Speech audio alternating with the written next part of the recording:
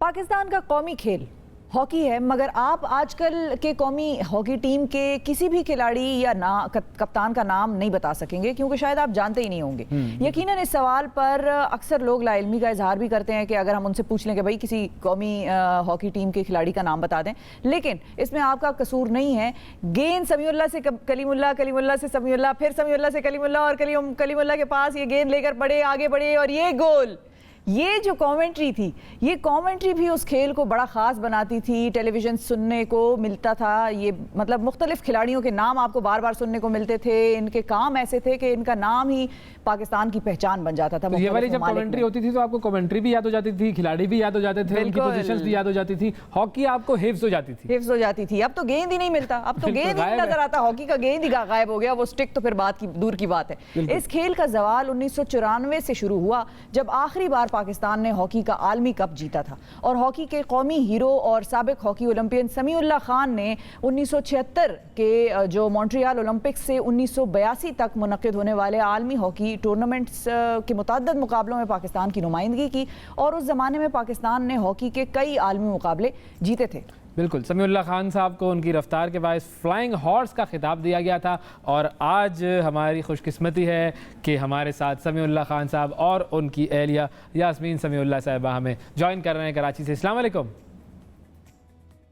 वालेकुम सलाम। वालेकुम। बड़ी अच्छी तमीद बांधी आपने, बिल्कुल दोस्तों के मुतालिक। बिल्कुल ये दोस्त फिल्टर भी होते रहते टाइम टू टाइम। जी जी जी बिल्कुल। अच्छा, इसमें एक चीज़ हमें और भी ये पता चली कि ये जो समीउल्लाह और कलीमुल्लाह और समीउल्लाह और कलीमुल्लाह वाला जो ये मुहावरा जो बना था, कमेंट्री में ये कम होता था क्योंकि आप फॉरवर्ड की पोजीशन पर खेलते थे और कलीमुल्लाह साहब जो है वो पीछे होते थे, तो आपका जो है वो मंजूर जूनियर साहब के साथ भी बड़ा कॉम्बिनेशन बनाए।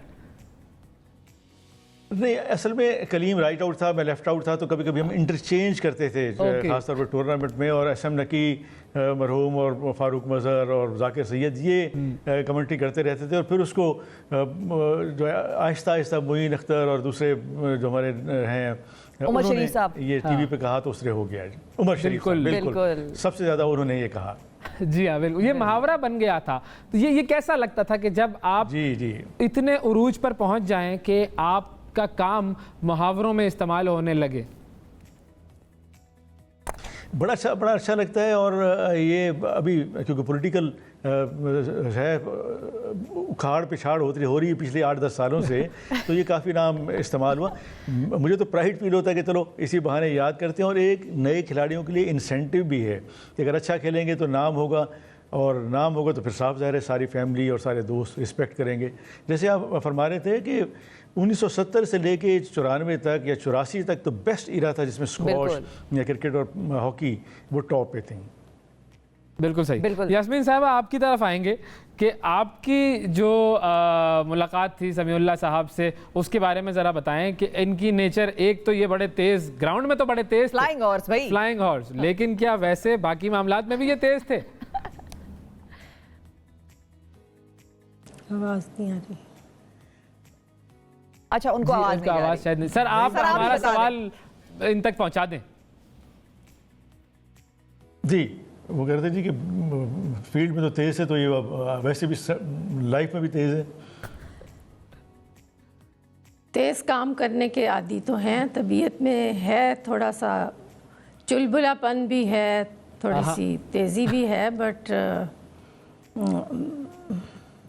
मैं उसके साथ जीना सीख लिया है मैंने। अच्छा समीउल्लाह साहब, ये बताएं कि आप लोगों की ये जो शादी थी ये कैसे हुई थी, मिले कैसे थे, अरेंज मैरिज थी, लव मैरिज थी, क्या था, ज़रा नाजरीन को बताएं।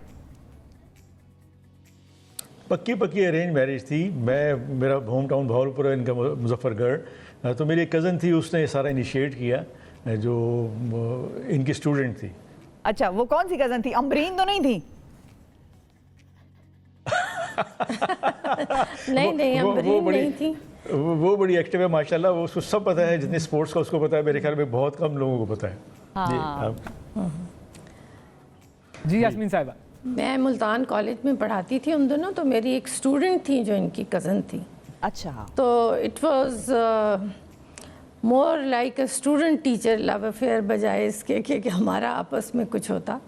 बस वो फिर उसी की इनिशिएट करने से फिर ये मामला अंजाम को पहुंच गया। इस तरह से हुआ। जो अभी तक भुगत रहे हैं। जो अभी तक चल रहा है और अच्छे तरीके से चल रहा है माशाल्लाह। लेकिन आपने कहा था ना यास्मीन साहबा कि बस जी, मैंने माशाल्लाह, ये शुक्र है। इनकी तेजी के साथ और इनकी स्पीड के साथ जीना सीख लिया है, तो ये किस तरह की स्पीड के मुजाहरे करते हैं? बस ये है कि हम लोग तो स्पोर्ट्स से ताल्लुक़ नहीं है, हम लोग काम को डेली डेली करते रहते हैं। फिर मैंने अब कार में बैठ के तैयार होना सीख लिया है, मेकअप करना, ज्वेलरी पहनना, क्योंकि मुझे इन टाइम कार में बैठ जाना होता है, चाहे मैं तैयार हूँ या ना हूँ। और जब आपसे शादी हुई थी इनकी, तो ये हॉकी में किस मुकाम पर थे? ये कैप्टन थे जी उस वक़्त, तकरीबन इनका एरा का एंड ही था वो। अच्छा, तो वो उस वक्त जो मुहावरा था वो इजाद हो गया था, घर की मुर्गी दाल बराबर? जी बिल्कुल, वो तो फिर कुछ दिनों में ही हो जाता है। अच्छा, लेकिन उस वक्त अगर ये कैप्टन थे तो फिर तो जाहिर है खेल को भी बड़ा वक्त देते होंगे। आपको कभी ये शिकायत तो नहीं थी इनसे कि ये टाइम नहीं देते? क्योंकि खिलाड़ी के लिए तो खेल नहीं, मुझे पता था कि ये सब होगा, मुझे पता था ये सब होगा, लेकिन ज़ाहिर है खलता भी था, क्योंकि फिर जितना भी सोचो, लेकिन शुरू के जो 2-3 साल होते हैं उसमें अगर हम हर महीने डेढ़ के बाद 2-3 महीने के लिए अलहदा हो जाते हैं तो अच्छा नहीं लगता। बहरहाल कौम को ज़्यादा ज़रूरत होती है। Is public property, is not my own property. Exactly, बिल्कुल सही कहा। तो मुझे फिर ये कुर्बानी तो देनी पड़ी। फ्लाइंग हॉर्स का लक़ब था, ये आपको किसने दिया था? ये 1975 में मलेशिया में वर्ल्ड कप था, जो कि तीसरा वर्ल्ड कप था। मैं 73 भी खेला, 75, 78 और फिर 82। तो हमारी टीम जर्मनी के खिलाफ खेल रही थी। हमारी बेस्ट टीम थी, जिसमें इस्लाम, मंजूर जूनियर, रशीद जूनियर, फिर शहनाज, फिर हनीफ खान और मैं, और पीछे अख्तर रसूल जैसे हाफ बैक थे, फिर मंजूर, मुनव्वर और सलीम शरानी जैसे गोलकीपर थे। वो बेस्ट टीम थी, लेकिन मुझे खुद भी पता नहीं था कि मैं इतना अच्छा खेलता हूँ। जब उनके साथ मैच हुआ तो हम 5-1 से जीते। ऑलमोस्ट 2 गोल मेरे थे और बाकी मेरी और इस्लाह की एफर्ट की वजह से सारे गोल हुए। तो उसमें दूसरे दिन अखबार में आया, उनके जो मैनेजर ने और कोच ने जो स्टेटमेंट दी कि Samiullah the flying horse the danger man spoiled my team. तो उससे फिर एक डेंजर इसलिए नाम बना, और फिर मुझे पता चला कि वाकई मैं उस दिन से पता चला कि बहुत अच्छा खेलता हूँ। अच्छा, समीउल्लाह साहब ये बताएं कि ये जो हॉकी का खेल खेलने का फैसला था, ये पहले किसके जहन में आया कि हम हॉकी की तरफ जाते हैं और ये गेम खेलना चाहते हैं? खैर उस वक्त ज़ाहिर पाकिस्तान में गेम्स का नाम, पाकिस्तान में जो गेम्स थी वो बहुत आगे थी और गेम्स बड़ा पाकिस्तान को आगे लेकर जा रही थी। लेकिन आप दोनों की ज़िंदगी में, आपकी और कलीमुल्लाह साहब की ज़िंदगी में ये फैसला कब हुआ था कि हॉकी की तरफ जाना है, और कैसे हुआ था? जी, मेरे चचा जो हैं मोतीउल्लाह, वो 1960 के ओलंपिक गेम्स में और 1964 के ओलंपिक गेम्स जो हुए थे उसमें वो एज लेफ्ट आउट ही खेलते थे बहावलपुर की तरफ से। उनको देख देख के, वैसे मेरे जो एक चचा अमानुल्लाह भी थे, मेरे वालिद भी थे, वो सारे एक हॉकी जिसकी तरह फैमिली थी। और क्योंकि छोटे शहर में बड़ी एक्सेस है नज़दीक जाना, तो उनको देखा मैंने। ऑलमोस्ट मेरे ख्याल में उस वक्त 9 साल का था जब पहली दफ़ा पाकिस्तान ने गोल्ड मेडल हासिल किया 1960 में रोम ओलंपिक में। तो मैं स्टेशन पर लेने गया उनको, मुझे उस वक्त एहसास हुआ कि ये तो बड़ी अच्छी चीज़ है, ये चीज़ करनी चाहिए। तो उसका देखे देखे मेरा बड़ा भाई हिदायतुल्लाह, फिर मैं और फिर कलीमुल्लाह हॉकी में शामिल हुए, और बाकी कज़न भी शामिल खेलते रहे, लेकिन वो इतने लेवल पे नहीं गए, वो सिर्फ बहावलपुर डिस्ट्रिक्ट डिवीज़न के लेवल तक रहे। अच्छा, लेकिन ये एक फैमिली गेम बन गया ये फिर? जी, फैमिली। और अनलकीली उसके बाद किसी ने इसमें पार्टिसिपेट नहीं किया, जो मुझे अजीब सा लगता है। इवन इस वक्त भी अगर आप उस शहर से देखें तो तकरीबन 9 पाकिस्तान के खिलाड़ी हैं जो अभी, उमर भुट्टा और एक राशिद हैं जो पाकिस्तान की तरफ से अभी भी खेल रहे हैं। बिल्कुल बिल्कुल। अच्छा, हमारे साथ एक कॉलर हैं लाहौर से, असलम चंगेजी साहब। अस्सलाम वालेकुम। जी, मैं समीउल्लाह साहब से बात करना चाह रहा हूँ। जी जी, फरमाइए सर, समीउल्लाह साहब की तरफ आपकी आवाज़ पहुँच रही है।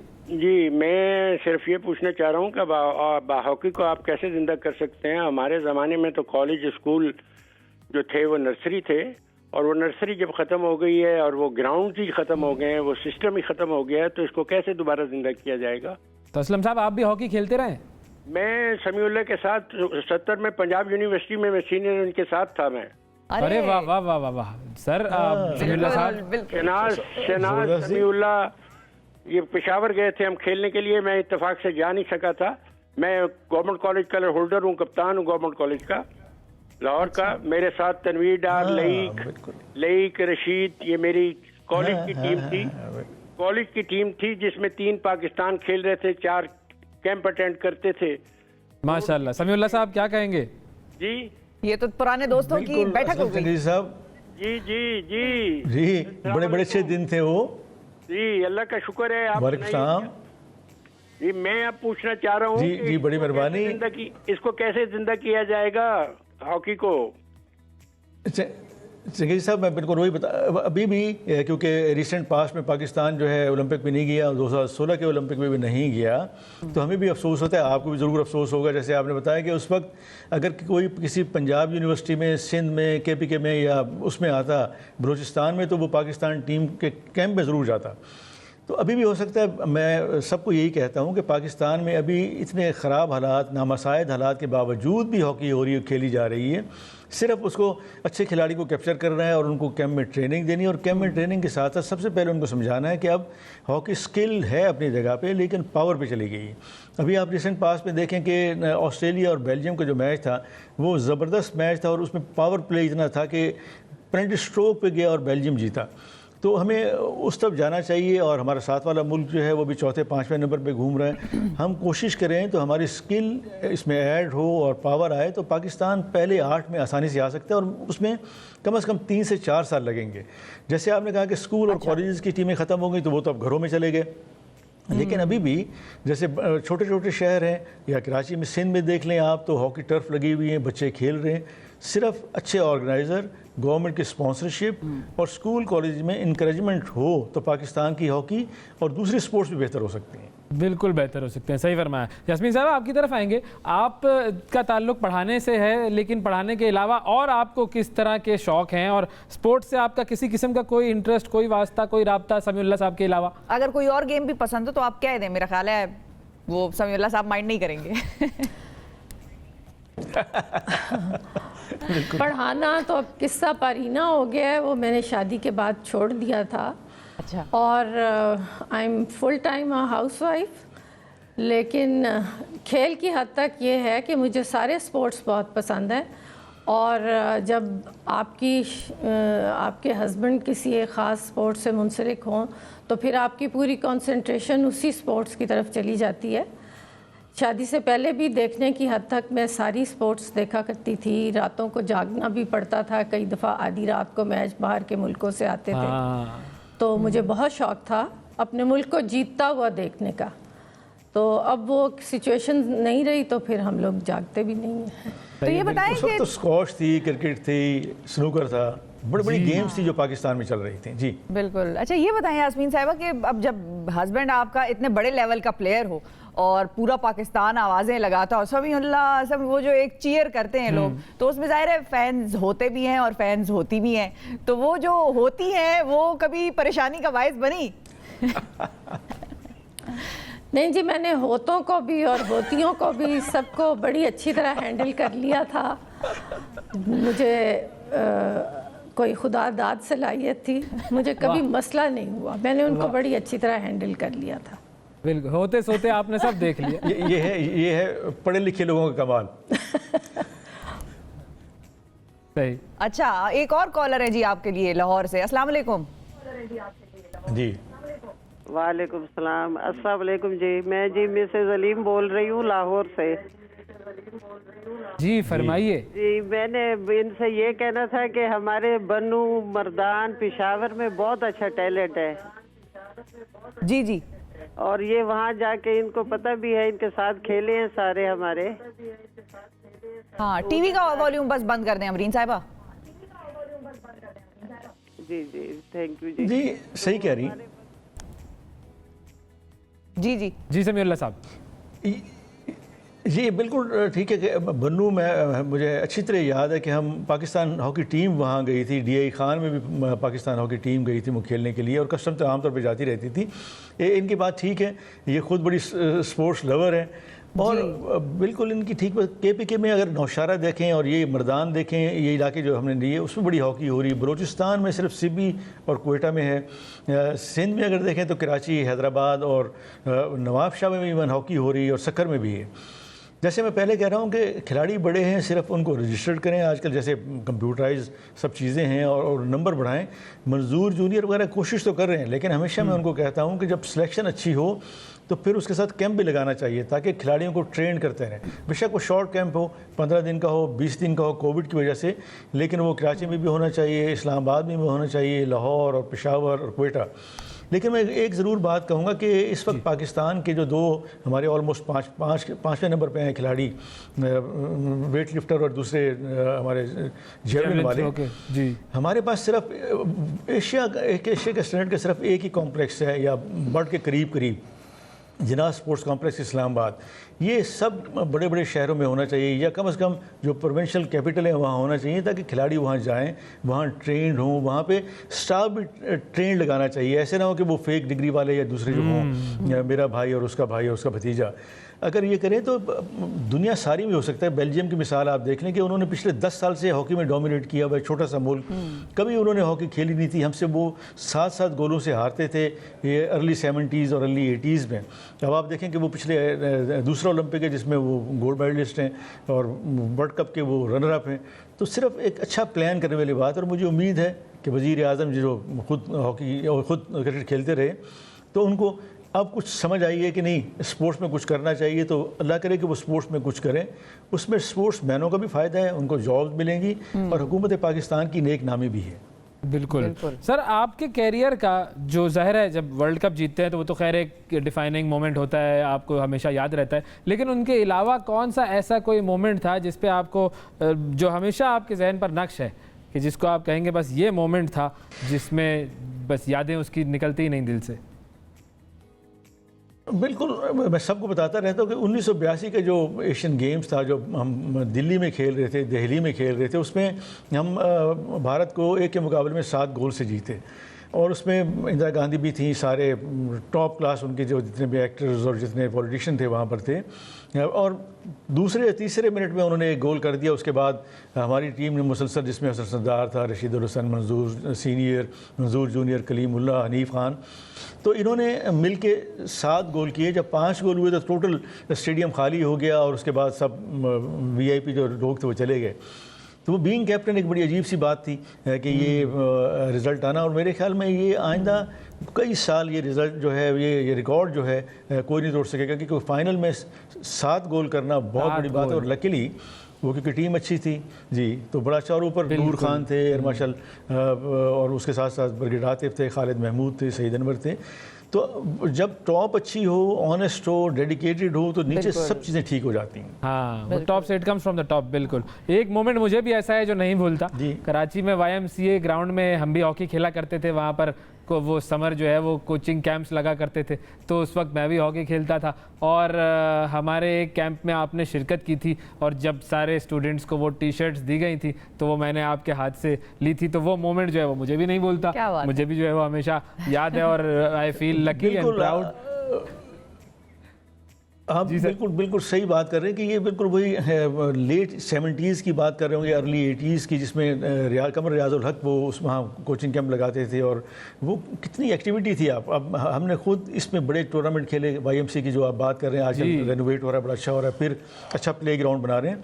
और जो पुलिस ग्राउंड था उसमें बड़े हमने मैचेस खेले, और जो बोर्ड ऑफिस था, आप खुद देखें कि उस ज़माने में हॉकी होती कितनी थी। भाई आपके साथ साथ 35-40 खिलाड़ी बच्चे वहाँ मौजूद होते थे, और जो कोचेस थे वो बड़े डेडिकेटेड, और आप लोगों को बिल्कुल बच्चों की तरह रखते थे। तो वो सिस्टम एक चाहिए, अभी भी है हमारे यहाँ, वो है, उसको थोड़ा सा और उजागर करना चाहिए, ताकि बच्चों को पता हो कि जो मेरा टीचर है वो बहुत अच्छा है, नॉन कंट्रोवर्शियल है, वो कोई ऐसी बात नहीं करेगा जिसमें किसी की बुराई करे या किसी की ज़्यादा अच्छाई करे। अगर ये चीज़ें हों तो मेरे ख्याल में ममालिक जो हैं करोड़ों डॉलर खर्च करते हैं सिर्फ एक मेडल के लिए।